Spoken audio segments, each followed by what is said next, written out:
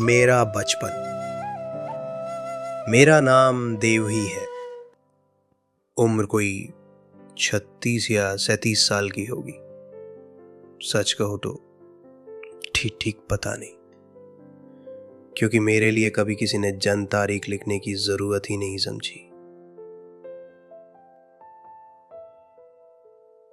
ये मैं कोई गिला करके नहीं कह रही, बस ऐसा कोई था ही नहीं जिसे मेरी पैदाइश याद रखने की परवाह हो।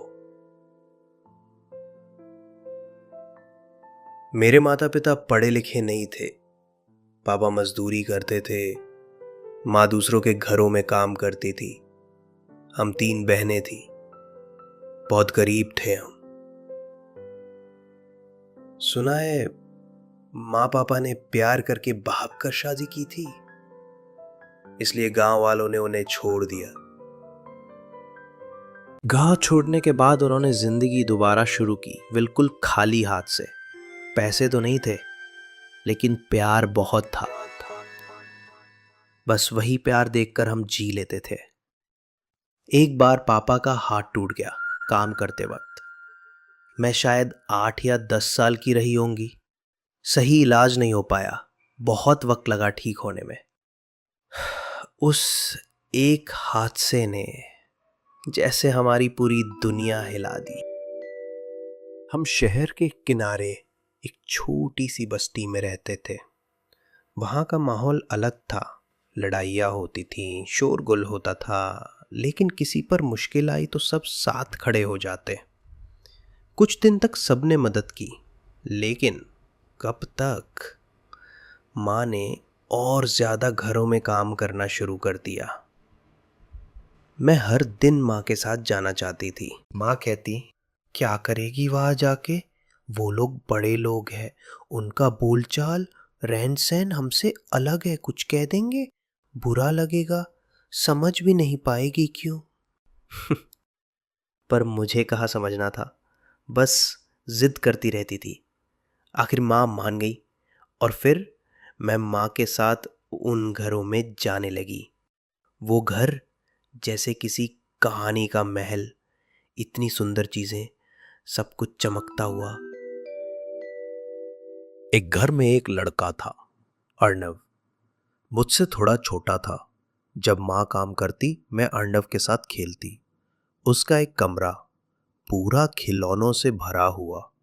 मुझे लगता था बस यही रह जाओ। घर लौटने का मन ही नहीं करता था। अब तो जब भी माँ वहां जाती, मैं भी जिद करके जाती। क्या दिन थे वो। अर्णव मुझे अपनी गिटार बजाने देता था, बड़े बड़े गुड्डे देता खेलने को। मुझे लगता था मैं दुनिया की सबसे खुश लड़की हूं। लेकिन फिर एक दिन ऐसा हुआ जिससे सब कुछ बदल गया।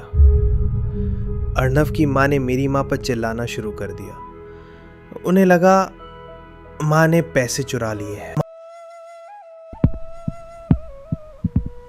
मेरी माँ, जो हमारे लिए दिन रात मेहनत करती थी, उन पे चोरी का इल्जाम। लेकिन हालात भी बहुत बुरे थे। घर में भूख थी, पापा काम पे नहीं जा पा रहे थे।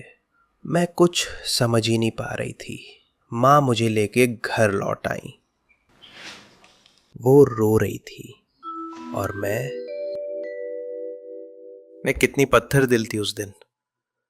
माँ रो रही थी, लेकिन मुझे दुख नहीं, गुस्सा आ रहा था।